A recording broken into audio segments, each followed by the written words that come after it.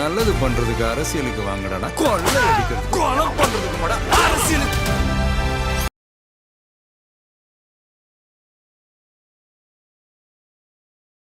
எதுக்காக இப்போ செய்கிறாங்க இந்த மிட்ஸ்ட் ஆஃப் எலெக்ஷன்? ஒன்று, இது மாடல் கோட் ஆஃப் கான்டக்ட்டுக்கு எதிரானது, தேர்தல் நடத்தை விதிமுறைகளுக்கு எதிரானது. தேர்தல் நடத்தும் போது ஏன் இதை செய்கிற? ரெண்டாவது, திமுகவுக்கு நன்மை பயக்கக்கூடிய, பிஜேபி எதிர்ப்பை மட்டுமே நம்பி அரசியல் செய்து கொண்டிருக்கக்கூடிய, அரசியல் ரீதியாக உயிர் பிழைத்திருக்கக்கூடிய ஒரு கட்சிக்கு இன்னொரு பெரிய ஆயுதத்தை ஏன் மோடி அரசு கொடுக்கிறது என்பது புரிந்து கொள்ள முடியாத புதிராக இருக்குது. திமுகவோடு இருக்கக்கூடிய கட்சிகள் எப்படிப்பட்டது, குறிப்பாக தேமுதிகன்ற கட்சி எப்படிப்பட்ட கட்சின்றதை நீங்கள் ஒன்றும் அதுக்கு முன்னுரை பின்னுரை எதுவும் வேண்டாம், ஒன்றுமே செய்ய வேணாம். நீங்கள் எதுவுமே செய்ய வேணாம். அவங்க பிரேமலதாவோட ஸ்பீச்சை அப்படியே அந்த கிளிப்பிங்ஸை மேக்சிமம் பரப்புங்க, மக்கள் முடிவு பண்ணிட்டோம்.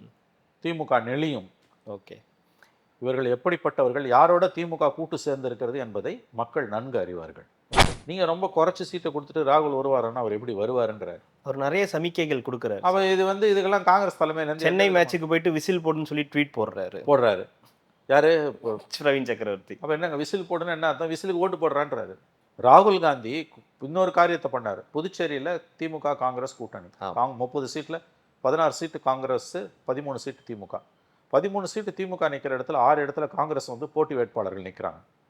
அதில் 5 போட்டி வேட்பாளர்கள் விமான நிலையத்தில் ராகுல் காந்தியோட நின்று ஃபோட்டோ எடுத்துக்கிறாங்க, சிரிச்சுன்னே போஸ்ட் கொடுக்குறாரு. வழக்கமாக அப்படிலாம் என்டர்டெயின் பண்ண மாட்டாங்க. விளங்குமா, உருப்பிடுமா இந்த கட்சி, இந்த கூட்டணி?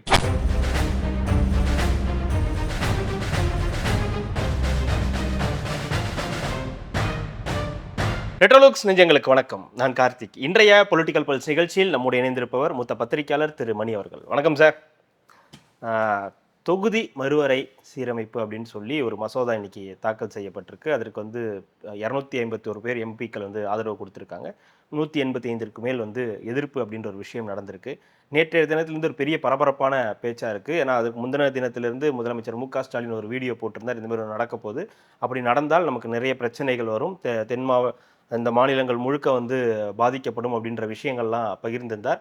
ஒருவேளை இது ஒரு நடைமுறைக்கு வரக்கூடும் அப்படின்னா நீங்கள் பழைய திமுக அப்படியெல்லாம் பார்க்க வேண்டியிருக்கும், 60-70 இந்த திமுகவெல்லாம் பார்க்குற மாதிரி இருக்கும் அப்படின்னு சொல்லி தான். அதை மீறி இன்னைக்கு அது நடந்திருக்கு. அந்த ஆதரவு எதிர்ப்பு இதை தாண்டி இந்த தொகுதி மறுவரையினால் என்ன நடக்க வாய்ப்புகள் இருக்குது, இந்த தேர்தலில் அது எப்படி எதிரொலிக்க வாய்ப்பு இருக்குது? ஏன்னா இன்னும் சில நாட்கள் தான் இருக்குன்னு. முதல்ல தொகுதி மறுவரைன்னா என்னன்னு பார்க்கணும். மக்கள் தொகை அடிப்படையில் தொகுதிகளை மறுவரை செய்வது. 71 நமக்கு 41 தொகுதியாக இருந்து 39 தொகுதியாக மாறிச்சு. அப்பயே நம்ம 2 தொகுதியை இழந்தோம். அன்றைய காலகட்டத்தில் பிரதமர் இந்திரா காந்தி நாட்டின் மக்கள் தொகையை கட்டுப்படுத்துவதற்காக குடும்ப கட்டுப்பாடு திட்டத்தை அமல்படுத்தினார்.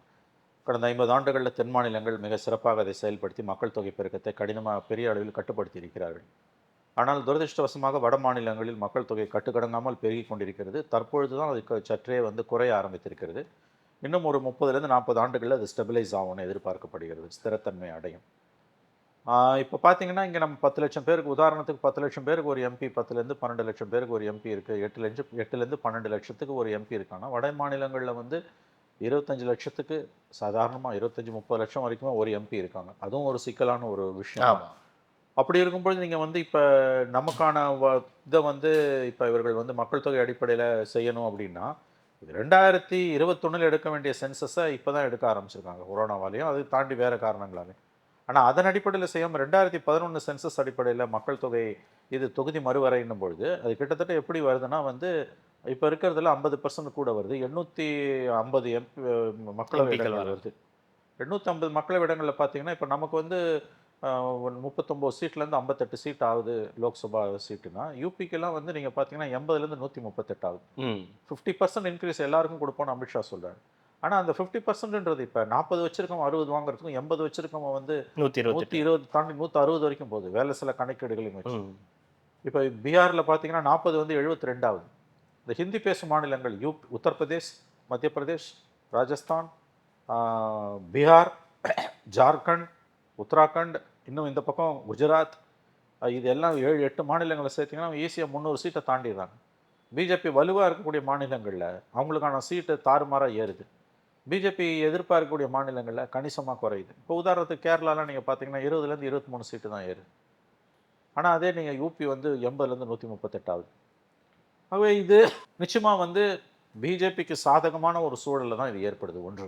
ஓகே. ஆனா இதை நைச்சமா அவங்க என்ன பண்றாங்க, இதோட சேர்த்து மகளிர் இடஒதுக்கீட்டையும் 1/3 கொண்டு வராங்க. 850ல் 1/3னா 271 வந்துருது. இப்போ எதிர்த்தா இது மகளிர் மசோதாவை எதிர்க்கிறாங்கன்னு எதிர்க்கட்சிகள் முத்திர குத்துற கேடுகட்ட வேலையை மோடி மட்டும் செய்யுது. இப்போ காங்கிரஸ் உள்ளிட்ட சோனியா காந்திலாம் என்ன சொல்றாங்கன்னா, நீ எக்ஸிஸ்டிங்காக இருக்க 545லேயே நீ 3ல் 1 பங்கு கொண்டு வா, 151 பெண்கள் இது இருக்க போகுது, வேணும்னா அப்புறம் இன்க்ரீஸ் பண்ணிக்கும்போது கன்சல்டேஷனுக்கு பிறகு நம்ம அதை பார்த்துக்கலான்றாங்க. அது ஒத்துக்க மாட்டேன்றாங்க. இப்போ பிரச்சனை என்னன்னா, ஏன் திடீர்னு மோடி கவர்மெண்ட் இதை கொண்டு வருது? இப்போ 2 மாநிலங்களில் தமிழ்நாட்டிலையும் மேற்கு வங்கத்திலையும் தேர்தல்கள் நடக்க போகுது. இது வந்து தென் மாநிலங்கள் மட்டும் இல்லாமல் வடகிழக்கு மாநிலங்கள், கிழக்கு மாநிலங்கள், மேற்கு வங்கம் உட்பட பாதிப்பை அடைய போகிறது. இப்போ இது வந்து தமிழ்நாட்டில் வந்து இப்போ ஏற்கனவே பிஜேபி எதிர்ப்பிலேயே உயிர் வாழ்ந்து கொண்டு இருக்கக்கூடிய திராவிட முன்னேற்ற கழகத்துக்கு கடந்த 6-7 ஆண்டுகளாக கருணாநிதி மரணத்துக்கு பிறகு 19, 21, 24 3 தேர்தல்களை பிஜேபி எதிர்ப்பு மட்டுமே வச்சு மிகப்பெரிய அளவில் வெற்றியை அறுவடை செய்த திராவிட முன்னேற்ற கழகத்திற்கு இந்த முறை கடுமையான போட்டி இருந்தது, எப்பவும் இருக்குது. 4 முனை போட்டியில் திமுக தான் அட்வான்டேஜ். ஆனால் இப்போ திடீர்னு இந்த தொகுதி மறுவரையை கொண்டு வந்ததன் மூலமாக திமுகவுக்கு ஒரு விதத்தில் உயிர் கொடுத்திருக்கக்கூடிய வேலையை மோடி அரசு செய்திருக்கிறது என்று தான் நாம் பார்க்க வேண்டும். களத்துல எதிரொலிக்குன்னு பாக்குறீங்களா? இல்ல, அதான் அதுக்கு வரேன். திமுக வந்து இதை ரொம்ப பெரிய அளவில் எக்ஸ்ப்ளாய்ட் பண்ணுறாங்க. முதலமைச்சரே இன்னைக்கு அந்த சட்டத்தை போட்டு கொளுத்திருக்காரு, கருப்பு கொடி ஏற்றிருக்காங்க. இதெல்லாம் பார்க்கும்போது வந்து வேற எந்த மாநில முதலமைச்சரும் செய்யாத காரியங்களாக இருக்கு. வழக்கம் போல வந்து ஒரு பீதியை கலப்புற வேலையை திமுக செஞ்சுக்கிட்டே இருக்கு. இப்போதான் அறிமுகப்படுத்தியிருக்காங்க, அதில் பாதிப்புகள் இருக்கும்னு தெரியுது. பட் இந்த அளவுக்கு ஒரு அதீதமான பீதியை எதற்காக இவர்கள் கிளப்புகிறார்கள்னு நமக்கு புரியல. இது தேர்தலில் எதிரொலிக்குமானா எதிரொலிப்பதற்கு வாய்ப்புகள் அதிகம். மக்கள் எப்படி அதை பார்க்குறாங்கன்றதை வந்து நம்ம புரிஞ்சுக்கணும். பட் ஸ்டில் தமிழகம் ஒரு கல்வி அறிவு பெற்ற மாநிலம். இந்தியாவிலே நகர்ப்புறங்கள் அதிகமாக நகர்ப்புற மயமான அர்பனைஸ்டு ஸ்டேட் தமிழ்நாடு. அப்போ இந்த பிரச்சனையை உள்ளே கொண்டு வரும்போது தமிழ்நாட்டுக்கு துரோகம் இழைக்கப்பட போகிறது என்ற பிரச்சாரம் நேற்றைய முன்தினத்திலிருந்து கொடிகட்டி பறந்து கொண்டிருக்கிறது. ஸ்டாலினோட வீடியோ, அப்புறம் இன்னைக்கு காலையில் அவரே கருப்பு கொடி ஏற்றினது, அதுக்கு முன்னால் அந்த சட்டத்தை போட்டு எரிச்சது, இதெல்லாம் வந்து மக்கள் மத்தியில் ஒரு பீதியை கிளப்பக்கூடிய வேலையை பிரமாதமாக திமுக செய்து கொண்டிருக்கிறது. இது தேர்தலில் திமுகவுக்கு கை கொடுக்குமா என்றால் கை கொடுக்கலாம், ஒரு விதத்தில் அது கை கொடுக்கலாம். அது கை கொடுக்காது என்று நாம் சொல்ல முடியாது. ஏன்னா இந்த எலெக்ஷனையே வந்து இது வந்து தேசிய அரசியலில் மோடி எதிர்ப்பை பிரதானப்படுத்தி தான் திமுக செஞ்சுக்கிட்டு இருக்கு. தன்னுடைய சாதனைகளை சொல்றதை விட டெல்லிக்கும் தமிழ்நாட்டுக்குமான தேர்தல், என்டிஏக்கும் தமிழ்நாட்டுக்குமான தேர்தல், இப்படி தான் பிரச்சாரம் நடக்குது. இந்த 5 வருஷம் ஆட்சியோட அலங்கோலங்கள், அவலங்கள், அட்டூழியங்கள், செய்ய தவறியது, வாக்குறுதிகளை காத்துல பறக்க விட்டது, பஞ்சமா பாதகங்கள், சட்டம் ஒழுங்கு சந்தி சிரிப்பது, பெண்கள் பாதுகாப்பு கேள்விக்குறியானது, தமிழ்நாடு முழுக்க முழுக்க கஞ்சா மாநிலமாக மாறிப்போனது, போதைப் பொருள்களின் தலைநகரமாகவே தமிழகம் மாறிக்கொண்டிருக்கிறது என்று திமுகவை ஆதரிக்கக்கூடியவர்களும் ஆதரிக்கக்கூடிய பத்திரிகைகளுமே எழுதுவது, இந்த பிரச்சனைகள் எல்லாம் பின்னுக்கு தள்ளப்பட்டு முழுக்க முழுக்க தொகுதி மறுவரை என்பது முன்னுக்கு நிறுத்தப்படுகிறது. நன்றாக திமுக இதில் குளிர்காய்ந்து கொண்டிருக்கிறது. இது தேர்தலில் எதிரொலிக்குமானா எதிரொலிக்கலாம். அந்த விதத்தில் தெரிஞ்சோ தெரியாமலோ நரேந்திர மோடி அரசு திமுகவுக்கு ஒரு பெருத்த நன்மையை செய்து கொண்டிருக்கிறது. இதை ஏன் இப்போ செஞ்சாங்க, தேர்தல் முடிஞ்சு முதல் வாரத்தில் செஞ்சிருக்கலாமே என்பதுதான் இயல்பாக எழக்கூடிய கேள்வியாக இருக்கிறது. ஆனால் அதுக்கு பதில் இல்லை. இதில் அரசியல் காரணங்கள் கண்டிப்பாக இருக்கும். இது அடிப்படையில் அரசியல் பிரச்சனைனா அரசியல் காரணம் இல்லாமல் எப்படி இருக்கும்? அதுதான் சொல்ல. அப்படி அரசியல் காரணங்கள் இருக்குன்னா இந்த நேரத்தில் இதை பண்ணால் இது நமக்கு தமிழ்நாடுகளில் பெரிய பிரச்சனை வரும், மேற்கு வங்கத்திலையும் நமக்கு எலெக்ஷன், தமிழ்நாட்டிலையும் எலெக்ஷன் போது இது அவங்களுக்கு பெரிய டிஸ்அட்வான்டேஜாக போகும் தான் சொல்கிறேன் நான். ஏன் பண்ணாங்க இந்த டைமிங் வந்து புரியல. வழக்கமாக அரசியல்வாதிகள் இந்த மாதிரியான மிக முக்கியமான காரியங்களை, காய் நகர்த்தல்களை எப்போ செய்வாங்கன்னா டைவர்ஷனரி டாக்டிக்ஸ், எதுலேருந்தோ கவனத்தை திசை திருப்பறதுக்கு பண்ணுவாங்க. அப்படி பார்த்தா இப்போ எண்ணத்துலேருந்து திசை திருப்பறதுக்கு பண்ணுறாங்கன்னு தான் புரியுது. பெண்களுக்கான இந்த இடஒதுக்கீடு 33% பண்ணுறாங்க. இதுதான் நான் சொல்கிறேன், இடஒதுக்கீடோடு தொகுதி மறுவரையோடு சேர்த்து பெண்களுக்கான இடஒதுக்கீட்டையும் செய்வது என்பது, இதை ஏன் இப்போ செய்கிறாங்க, எதுலேருந்து திசை திருப்பறதுக்கு பண்ணுறாங்கன்னு தான் புரியல. இன்னொன்று, இது கண்டிப்பாக திமுக இதை வந்து பிஜேபிக்கு எதிராக பெரிய ஆயுதமாக பயன்படுத்தும். பிஜேபி எதிர்ப்பு ஒன்றுலேயே மட்டுமே 5 வருஷமாக உயிர் வாழ்ந்துகிட்டு இருக்க திராவிட முன்னேற்ற கழகம் இதை இன்னும் அதிகமாக பயன்படுத்தும் தேர்தல் நேரத்தில். 4 முனை போட்டியில் திமுகவுக்கு பெரிய அளவில் அட்வான்டேஜ் இருந்தாலும் இருக்குதுன்னா நான் இன்னமும் நம்புகிறேன். பட் அவங்களுக்கும் உள்ளுக்குள்ள ஒரு அச்சம் விரவி கிடக்கிறது, தோற்றுவோமோன்ற பயம். இப்போ அந்த இடத்துல வந்து ஆற்றுல தத்தளிக்கிறவனுக்கு கையில் ஒரு கொம்பை கொடுத்தா மாதிரி எதுக்கு இந்த இஷ்யூ தூக்கி பிஜேபி திமுக கையில் கொடுத்ததுன்னா புரிஞ்சுக்க முடியல. இதை தான் செய்கிறேன்னா மே 16, 17 செய்யக்கூடிய இந்த சிறப்பு கூட்டத்தை மே 6 ஏப்ரல் 16, 17 நடத்துகிற கூட்டத்தை மே 6, 7 நடத்திட்டு போய் தேர்தல் முடிச்சோன்னே எதுக்காக இப்போ செய்கிறாங்க? இந்த மிட்ஸ்ட் ஆஃப் எலெக்ஷன். ஒன்று, இது மாடல் கோட் ஆஃப் கான்டக்ட்டுக்கு எதிரானது, தேர்தல் நடத்தை விதிமுறைகளுக்கு எதிரானது. தேர்தல் நடத்தும் போது ஏன் இதை செய்கிற? ரெண்டாவது, திமுகவுக்கு நன்மை பயக்கக்கூடிய, பிஜேபி எதிர்ப்பை மட்டுமே நம்பி அரசியல் செய்து கொண்டிருக்கக்கூடிய, அரசியல் ரீதியாக உயிர் பிழைத்திருக்கக்கூடிய ஒரு கட்சிக்கு இன்னொரு பெரிய ஆயுதத்தை ஏன் மோடி அரசு கொடுக்கிறது என்பது புரிந்து கொள்ள முடியாத புதிராக இருக்குது. இதில் இன்னொரு பக்கம் வந்து நம்ம இதெல்லாம் பேசுகிறோம். இப்போ நீங்கள் கூட சொன்னீங்க நிறைய பிரச்சனைகள் தமிழ்நாட்டில் இருக்குது, அதை பற்றியெல்லாம் பேசாமல் இதை வந்து முக்கியமான பிரதான பிரச்சனையாக இப்போது எடுத்திருக்காங்க அப்படின்னும் போது, நேற்றைய தினம் வந்து ஒரு சேலமில் நடந்த மீட்டிங்கில் பிரேமலதா அவர்கள் பேசும்போது இது ஒரு பிரச்சனையாக வந்து நீங்கள் அண்ணன் அவர்களின் ஆட்சியில் வந்து எவ்வளோ பிரச்சனைகளை வேணால் சொல்லலாம், எவ்வளோ இருக்குது, ஆனால் நீங்கள் ஒன்றே ஒன்று தான் சொல்ல முடியும், பெண்கள் பிரச்சனை, சட்டம் ஒழுங்கு, இது மட்டும்தானே நாட்டில் இந்த ஆட்சியில் இருக்கக்கூடிய பெரும் பிரச்சனையாக இருக்குது, மற்ற வேறு ஏதாவது சொல்ல முடியுமா உங்களால் அப்படின்னு கேட்டிருக்காங்க. இது அவங்க பேச்சை, எனக்கு தெரிஞ்ச அந்த பேச்சை, பிரேமலதா பேசின அந்த பேச்சை இந்த எதிர்கட்சிகளுக்கு கொஞ்சமாவது சாதுரியமும் புத்தியும் இருந்ததுன்னா, அந்த அவங்க பேசின, அந்த அம்மா பேசின அந்த பேச்சை வந்து அப்படியே அந்த வீடியோவை கட் பண்ணி எல்லா அந்த கிளிப்பிங்ஸை யூஸ் பண்ணிக்கலாம். கிளிப்பிங்ஸை யூஸ் பண்ணி கம்ப்ளீட்டாக வந்து தேர்தல் வரைக்கும், வாக்குப்பதிவு வரைக்கும் எவ்வளோ தூரம் பரப்ப முடியுமோ சோஷியல் மீடியாலையும் தொலைக்காட்சிகள்லையும் பரப்பணும். வேற ஒன்றுமே சொல்ல வேணாம். ஓகே, பிரேமலதாவோட ஸ்பீச்சுக்கு எந்த எதிர்வினையும் மாற்ற வேண்டாம், அதற்கு எந்த பதிலும் சொல்ல வேணாம். அந்த அம்மாவோட பேச்சே போதும் திமுகவுக்கு பிரமாதமான வாக்குகளை கொண்டு வந்து சேர்க்கும். இதுக்கு வேற பரிமேல் அழகர் பொழிப்புரை எழுத வேண்டிய அவசியமே இல்லை.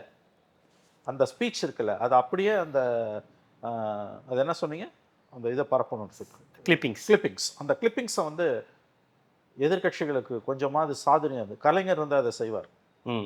இந்த மாதிரி யாராவது பேசினாங்கன்னா, அவர் எதிர்கட்சியாக இருக்கும்போது, ஆளுங்கட்சி எம்ஜிஆர் கவர்மெண்ட்ல, ஜெயலலிதா கவர்மெண்ட்ல இப்படி நடந்ததுன்னா அதையே திரும்ப திரும்ப எடுத்து பிரசுரிப்பாங்க. அப்போ வீடியோ கிடையாது இவ்வளோ தூரம். அந்த மாதிரி நான் என்ன சொல்கிறேன், இப்போ இந்த இவர்கள் எப்படிப்பட்டவர்கள், திமுகவோடு இருக்கக்கூடிய கட்சிகள் எப்படிப்பட்டது, குறிப்பாக தேமுதிகன்ற கட்சி எப்படிப்பட்ட கட்சின்றதை நீங்கள் ஒன்றும் அதுக்கு வந்து முன்னுரை பின்னுரை எதுவும் வேண்டாம், ஒன்றுமே செய்ய வேணாம். நீங்கள் எதுவுமே செய்ய வேணாம். அவங்க பிரேமலதாவோட ஸ்பீச்சை அப்படியே அந்த கிளிப்பிங்ஸை மேக்சிமம் பரப்புங்க, மக்கள் முடிவு பண்ணிட்டோம். திமுக நெளியும். ஓகே, இவர்கள் எப்படிப்பட்டவர்கள், யாரோட திமுக கூட்டு சேர்ந்திருக்கிறது என்பதை மக்கள் நன்கு அறிவார்கள். ஓகே, இதில் இந்த திமுக கூட்டணியை பற்றி பேசும்போது நிறைய பிரச்சனைகள் அதுக்குள்ளார இருக்கும்போது, இப்போ தேமுதிக உள்ள வந்ததை தாண்டி ராகுல் காந்தி இன்னும் இது தரலை, இன்னும் இங்கே வரத்துக்கான எந்த ஒப்புதலும் கொடுக்கல, நம்ம பேசிட்டு இருக்க இந்த வேலை வரைக்கும் எதுவுமே வராது அப்படின்றது காங்கிரஸுக்கும் திமுகவுக்குமான அந்த நெருக்கம்ன்றது இன்னும் எப்படி இருக்கு இந்த கூட்டணியில்? இல்லை, அது உள்ளுக்குள்ளே நிறைய மோதல் உரசல் இருக்குது. அது ஜெல் ஆகலை. கடும் கோபம் இருக்குது. எங்கேயுமே காங்கிரஸுக்கு திமுக வேலை செய்யலை. மேபி ஸ்ரீபெரும்புதூரில் செல்வ பெருந்தகை தொகுதியை தவிர மற்ற 27 தொகுதிகள்லையும் காங்கிரஸ் வேட்பாளர்களுக்கு கடந்த தேர்தல்களைப் போல சொல்லிக்கொள்ளக்கூடிய அளவுக்கு திமுக வேலை செய்யவில்லை. காங்கிரஸுக்கு ஆள் கிடையாது. ராகுலும் பிரச்சாரத்துக்கு வரல. ஸ்டாலினும் ராகுலும் ஒரே மேடையில் இது வரைக்கும் கடந்த 3 தேர்தல்களில் குறைஞ்சது 2-3 தடவையாவது ஒவ்வொரு தேர்தலையும் நின்று இருக்காங்க. ஒரு கூட்டத்திலே நின்று இருக்காங்க மினிமம். 19, 21, 24. இந்த முறை ஒரு கூட்டத்தில் கூட இல்லை. மாறா அரவிந்த் கெஜ்ரிவாலை திமுக அழைத்து வரப்போகிறது என்று சொல்லுகிறார்கள். அரவிந்த் கெஜ்ரிவால் வராருன்னா அது காங்கிரஸ் முகத்தில் கரியள்ளி பூசுகிற மாதிரி. ஏன்னா அரவிந்த் கெஜ்ரிவாலோட விடுதலையை எதிர்த்த ஒரே கட்சி காங்கிரஸ். ஊழல்வாதியை நீதிமன்றம் விடுதலை செய்து விட்டது என்று வெளிப்படையாக காங்கிரஸ் சொன்னது. இந்தியா கூட்டணியை விட்டு கெஜ்ரிவால் வெளியேறிவிட்டார். காங்கிரஸுக்கும் கெஜ்ரிவாலுக்கும் ஆம் ஆத்மி கட்சிக்கும் 7ஆம் பொருத்தம். இந்த நேரத்தில் கெஜ்ரிவாலை கூட்டு வந்து தமிழ்நாட்டில் பிரச்சாரம் பண்ணாங்கன்னா அது ராகுல் காந்திக்கு கொடுக்கக்கூடிய பதிலடி. அப்போ கெஜ்ரிவால் வரப்போறாருன்னா ராகுலுக்கு வரக்கூடிய பிரச்சார திட்டம் இருந்தாலும் அது ஸ்டாலினோட ஒரே மேடையில் தோன்றுவது என்பது, கெஜ்ரிவால் வராருன்னா ஸ்டாலினுடன் ஒரே மேடையில் இவர் தோன்றுவது, ராகுல் தோன்றுவது இயலாததாக போய்விடும். ஓகே, அப்படியும் மீறி வந்துட்டு போனாங்கன்னா அது வழக்கம் போல் வெட்கங்கட்ட அரசியலாகத்தான் இருக்க முடியும். ஏதோ திருச்சியில் துறையூருக்கு ராகுல் காந்தி வராருன்றாங்க, அது கன்ஃபார்ம் ரிப்போர்ட்டான்னு தெரியல. இந்த தேர்தலில் ராகுல் காந்தியும் ஸ்டாலினும் ஏதாவது ஒரு மேடையிலாவது ஒன்றாவது பேச வேண்டும் என்று பேச வைப்பதற்கான முயற்சிகள் நடந்து கொண்டிருக்கிறது. இவ்வளவு விஷயங்கள், இவ்வளோ பிரச்சனைகள் எதனால வருது? எதனால ராகுல் இவ்வளோ தள்ளி போடுறாரு இந்த விஷயம்? திமுக உறவில் அவருக்கு விருப்பம் இல்லை. திமுக கூட்டணியிலேயே அவருக்கு விருப்பம் இல்லை. வேற வழி இல்லாமல் சோனியா காந்தியும் கார்கேவும் கொடுத்த அழுத்தத்தால் உறவு கூட்டணிக்கு ஒப்புக்கொண்டார். ஸ்டாலின் கொடுத்த அழுத்தம் ஒரு பக்கம். 3 சீட்டு தான் கொடுத்தாங்க, ஒரு ராஜ்யசபா. பட் அவர் ஒப்புக்கொள்ளவில்லை. அவர் பிரவீன் சக்கரவர்த்தி, ராகுலோட மனசாட்சியாக அறியப்படுகிற பிரவீன் சக்கரவர்த்தி வெளிப்படையாக பேசுகிறாரு. இன்னைக்கு கூட தினமலர் கொடுத்த பேட்டியில் சொல்கிறாரு, கம்மி சீட்டு கொடுத்துட்டு பிரச்சாரத்துக்கு ராகுல் வருவார்னா அவர் எப்படி வருவார் என்கிறார். ஏங்க இதை விட என்னங்க அந்த கூட்டணியை வழங்குமாங்க? கூட்டணி வரத்துக்கு முன்னால் அடிச்சுக்கலாம், எவ்வளோ வேணால் பிரச்சாரம் பண்ணலாம், மாறுபட்ட கருத்தை சொல்லலாம்.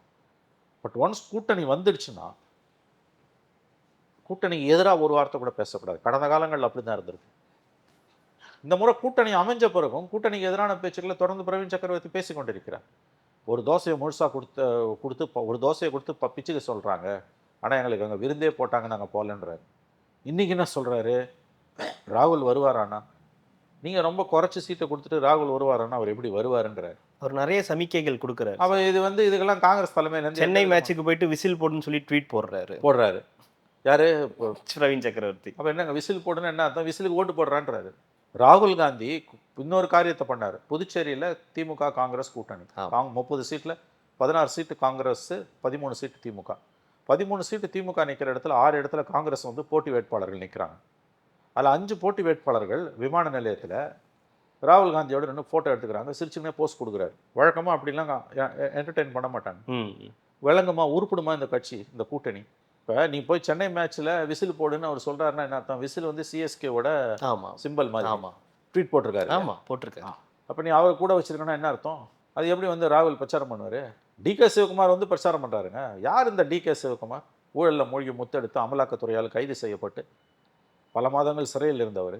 உன் வேலை கர்நாடகாவில் டெப்டி சிஎம், தமிழ்நாட்டில் உனக்கு என்ன வேலை? இல்லை, வேறு ஆப்ஷனே இல்லாமல் இப்போ டிகே சிவகுமார். ஆமாம், டிகே சிவகுமார் கூப்பிட்டு வராங்க. அமித்ஷா 3 தடவை, அமித்ஷா ஒரு தடவை என்ன வந்துட்டு போனார், மோடி வந்துட்டாரு, பியூஷ் கோயல் வந்துட்டாரு. டிகே சிவகுமாரை கூட்டினு வந்து தான் பிரச்சாரம் பண்ணுமா தலைவர்கள்? உங்களுக்கு எங்கெங்கே காங்கிரஸ் பிரச்சாரம் நடக்குது? 28 சீட் அப்படி பார்த்தா அதிகம்னு அவங்க சொல்கிறது நியாயம்தான். 28ம் அது அதிமுகவுக்கு படையல் போட்ட மாதிரி, 28ம் அதிமுகவுக்கு போட்ட படையல் தான். ஆளே காணுமே, எங்கேயுமே காணுமே. அப்போ எதுக்கு உங்களுக்கு இவ்வளோ சீட்டு கொடுத்தாங்க? அவங்க சொல்லுவது, திமுக சொல்லுவது நியாயமானது தானே. இப்போ ராகுல் காந்தி வராதது டீலிமிட்டேஷன், இதை வச்சு மேட்ச் பண்ணிட முடியுமா? ராகுல் காந்தி வராதது டீலிமிட்டேஷன் வச்சு. டீலிமிட்டேஷன் எந்த லெவலுக்கு கீழே ஒர்க் அவுட் ஆக போகுது? திமுக வந்து அதை மேக்ஸிமம் யூஸ் பண்ணுறாங்க சார். கருப்பு பலூன் விடுறது, டிஷர்ட் மத்தியில் வந்து டிஷர்ட் போட்டுக்கிறது, கொளுத்துறது, முதலமைச்சரே தீ வச்சு கொளுத்துறாரு. இதெல்லாம் வந்து உங்களுக்கு வந்து எந்த லெவலுக்கு அவங்க அதை வந்து ஆங்கிலத்தில் சொன்னால் they want to use it to the hilt. Okay, இதை வந்து மேக்ஸிமம் பாலை கறந்துணுன்னு பார்க்குறாங்க. இதை அது எப்படி ஒர்க் அவுட் ஆகும் நமக்கு தெரியல. இல்லை, இதை முறியடிக்கிறதுக்கு எதிர்கட்சிகள் ஏதாவது ஒன்று பண்ண வேண்டியிருக்கும் இல்லையா? எதிர்கட்சிங்க சைபர் அணைக்குதுங்க. இல்லை, இப்போ அதிமுக பிரதான எதிர்கட்சி அதிமுக, அவங்க இந்த விஷயத்தில் எப்படி வந்து பேசுவாங்க? இப்போ அண்ணாமலை அவர்கள் சொல்கிறாரு இதனால் நமக்கு நன்மை தான் நடக்க போகுது அப்படின்னு சொல்கிறாரு. ஸ்டாலின் மற்றும் திமுக பண்ணுற அந்த பிரச்சாரம், இந்த மசோதாக்கு எதிராக இவங்க பண்ணுற பிரச்சாரம், அதை பேலன்ஸ் பண்ணுற அளவுக்கு இவங்ககிட்ட எதுவுமே இல்லை சார். இன்னைக்கு யாருக்கிட்ட? எடப்பாடி கிட்ட எதுவுமே இல்லை. ஓகே, நயினார் நாகேந்திரன் பேசுறது எடுப்படலைங்க. இன்றைக்கும் அண்ணாமலை பேசினா தான் எடுப்படுது, ஓரளவு எடுப்படுது. அவருக்கு தான் அந்த மக்கள் மத்தியில் அந்த கேட்கக்கூடிய, அவர் சொன்னால் மக்கள்கிட்ட ஒரு செல்வாக்கு இருக்குது நிச்சயமாக. பட்டி தொட்டி எங்கும் பிஜேபியை கொண்டு போய் சேர்த்தவர் அவர். ஏற்றுக்கிறானோ இல்லையோ அப்படி ஒரு கட்சி இருக்குன்னு பேசுபடு பொருளாக திறந்து வச்சவர். எடப்பாடி வந்து பாதிப்பு வராதுன்னு சொல்லிட்டு கடந்து போகிறாரு. ஸ்டாலினோட பிரச்சாரத்தை கடுமையாக முறியடிக்கிற அளவுக்கு எதிர்த்தாக்குதலை பிஜேபி அதிமுக கூட்டணியால் தொடுக்க முடியல. கடந்த 5 ஆண்டுகளில் வந்து தமிழ்நாட்டில் எல்லா பிரச்சனைக்கும் பிஜேபின்னு சொல்லி அப்படியே வண்டியை ஓட்டின திராவிட முன்னேற்ற கழகத்துக்கு இன்றைக்கி கையில் வந்து அது வந்து லட்டு மாதிரி மாட்டிருக்குது. அதை அவங்க யூஸ் பண்ணுறாங்க. அது எந்த அளவுக்கு ஓட்டா மாறுன்றது இட்ஸ் $1 மில்லியன் கொஸ்டின். ஓட்டா மாறாதுன்னு சொல்ல முடியாது. ஏன்னா திமுக கிளப்புற அந்த பீதி, பயம் கடைசி நேரத்தில் வந்து திமுக வேணான்னு முடிவு பண்ணவங்களுக்கு கூட மோடி மேலே, பிஜேபி மேலே இருக்கக்கூடிய ஒரு அசூயை, தமிழ்நாட்டில் ஆன்டி பிஜேபி சென்டிமெண்ட் அதிகமாக இருக்குது. ஆன்டி பிஜேபி சென்டிமெண்ட் அதிகமாக இருக்க மாநிலம் தமிழ்நாடு. சரி, திமுகவுக்கு இந்த முறை வந்து 5 வருஷம் வாய்ப்பு கொடுத்துட்டோம், ஒன்றும் விளங்கலை, இன்னொரு மாற்று சக்தி கொடுப்போம்னு நினச்சவங்க கூட இப்போ இந்த டீலிமிட்டேஷன் இஷ்யூவில் இல்லை, நமக்கு வந்து தமிழ்நாட்டு நலன் முக்கியம், எவ்வளோ தப்பு பண்ணாலும் இவங்க தமிழ்நாட்டுக்காக நிற்கிறாங்க அப்படின்ற அந்த எண்ணம் வந்து புல் பேக் பண்ணுது.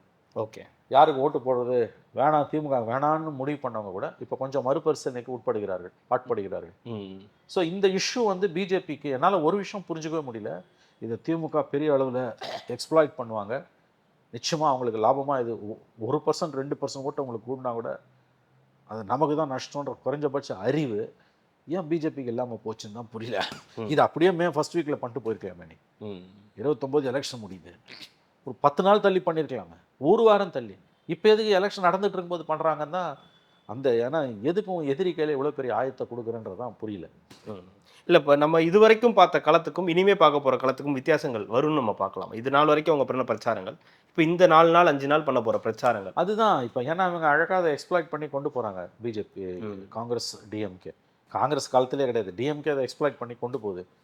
அவங்க லெஃப்ட் அந்த கட்சிகளை கூட வச்சுப்பாங்க. அவங்க இதை கவுண்டர் பண்ணுறதுக்கு இவங்க இல்லை. ஓகே, கவுண்டர் பண்ணுறதுக்கு ஏடிஎம்கே பிஜேபி அக்ரெசிவாக களத்துக்கு வரணும். அவங்க வரல. அவங்க களத்துக்கே வரல. ஸோ டிஎம்கே காட்டில் மழை, அவங்க அதை நல்லாவும் யூஸ் பண்ணிக்கிறாங்க. ஓகே, இல்லை ஒருவேளை இது இன்னைக்கு இந்த நடந்துட்டு இருக்க இந்த பார்லிமெண்ட்டில் இது முடியாது, இதுக்கான வாய்ப்புகள் இல்லைன்னு சொல்லிட்டு அது அப்படியே இல்லை. அதுதான் இப்போ வந்து மெஜாரிட்டி ஏங்க முறைப்படி நடந்ததுன்னா இது 3ல் 2 பங்கு ஆதரவு வேணும். அரசியல் சாசன திருத்தம், இது கான்ஸ்டியூஷன் அமெண்ட்மெண்ட். 545 மொத்தம் 543 இருக்காங்க, 360 வேணும். ஃபுல் ஹவுஸ் இருந்ததுன்னா இதில் வந்து உங்களுக்கு வந்து இவங்ககிட்ட 293 தான் இருக்குது. மிச்சம் 67 சீட்டை எங்கேருந்து மேனேஜ் பண்ண போகிறாங்கன்னு தெரியல. ஒய்எஸ்ஆர் காங்கிரஸோடலாம் பேசுகிறாங்கன்றாங்க. But still number short.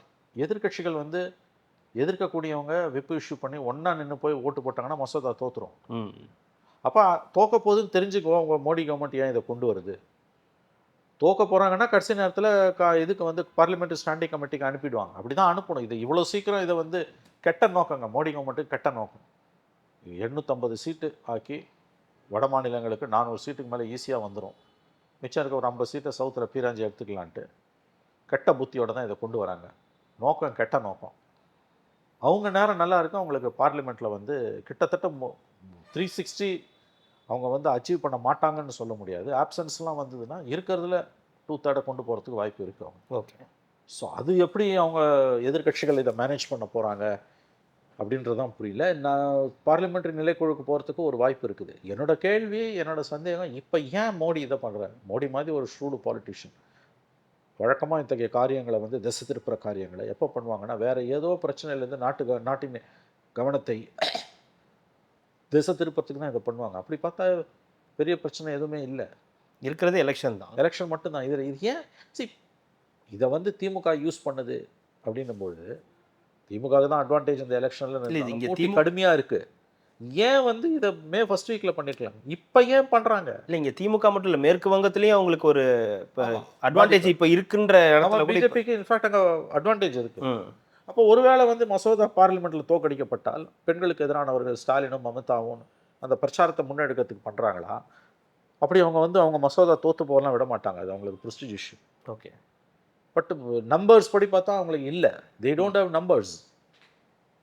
அப்போ என்ன ஸ்ட்ராட்டஜின்னு புரியல. ஆக்சுவலாக அதை தான் நம்ம பேசணும். இது டீலிமிட்டேஷன் நல்லதா கெட்டதான்றதுல அர்த்தமே கிடையாது. இதில் தமிழ்நாட்டை பொறுத்த வரைக்கும் அது இந்த பாணியில் பண்ணக்கூடாதுன்றதுல எல்லாரும் ஒன்றா தான் இருக்கும். நமக்கு நம்பர்ஸ் ஆஃப் சீட்ஸ் குறையுது. ஸோ நம்ம அதை ஏற்றுக்க முடியாது.